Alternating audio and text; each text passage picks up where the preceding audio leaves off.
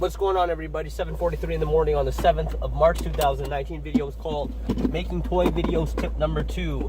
Use children's books to your advantage. Alright, so some people you tend to run out of ideas. Writer's block of sort when you're making these videos. But you gotta understand the plots that are involved in making toy videos do not have to be overly complicated. Again, our demographic here is anywhere from 18 months old to probably, being generous, maybe 7 years old would be your demographic there.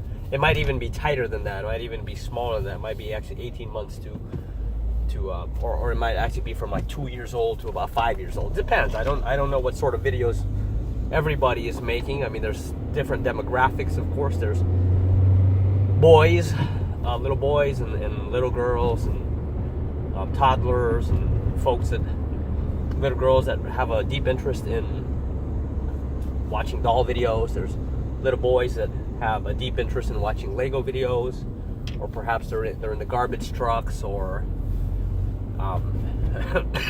excuse me, any number of fire trucks, cars, all kinds of niches you can really tap into. But if you're running into a situation where you're running into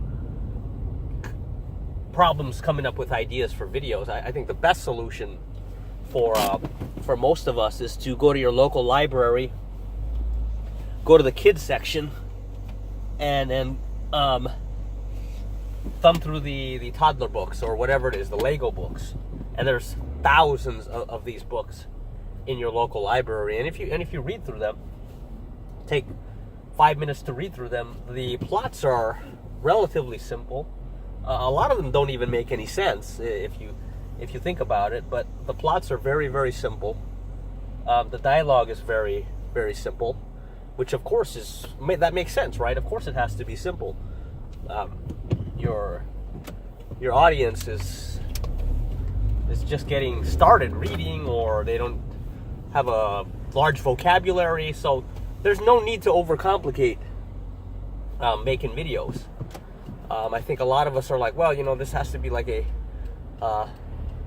Hollywood type of production, but it doesn't have to be anything close to that. I mean, there's really no need to have complicated productions, even in cartoons. If you look at most cartoons, for example, the plots are very simple. They usually involve some characters going to another location and having fun and laughing, and it's very simple, very, very simple to do that. So my advice is, like I said, if you're running out of ideas to put down on film, best bets, go to the library.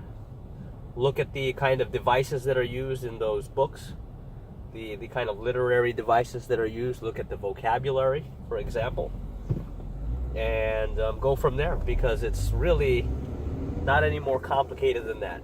Get the children's books and watch. Or then the other thing you could do is watch cartoons. Watch the cartoons on the Disney Channel, Nickelodeon, on the multiple channels. What's the other one? Baby First TV. There's a lot of different tools that you have at your disposal. Obviously, you don't want to, you obviously don't want to plagiarize a work completely, but you can borrow ideas from different books and change the dialogue along. But don't overcomplicate the language in your videos. I mean, they're not going to understand what, like, for example, they're not going to understand what the word plagiarism means, or they're not going to understand what a governmental body is, or something like that. If you say Congress, they'll be like, "What's Congress?" So you got to use very, very, very easy words like "the man is happy," or the leader is happy, or the kids are having fun playing in the mud. That sort of thing is something that I think we all can do. And of course, I mean, we all run into writer's block. Of course, we all run into ideas. And then if you look at most of the videos that are online at the moment, in the kids section, most of them are, it's repetitive. It is repetitive, And some would argue that there's not a lot of originality involved in that kind of video content making, but I'd argue that there's still lots of ground that needs to be covered in the toy video section of YouTube. And of course, it should be kid friendly, it should be fun, and most of all, it should be entertaining. Obviously, if it's not entertaining, you will see it in your analytics. The audience, these kids are going to click away if they don't find it interesting within the first probably 30 seconds. So it's got to be interesting, it's got to be fun, it's got to be fascinating for them, and entertaining, because you will see it in your analytics pretty quickly.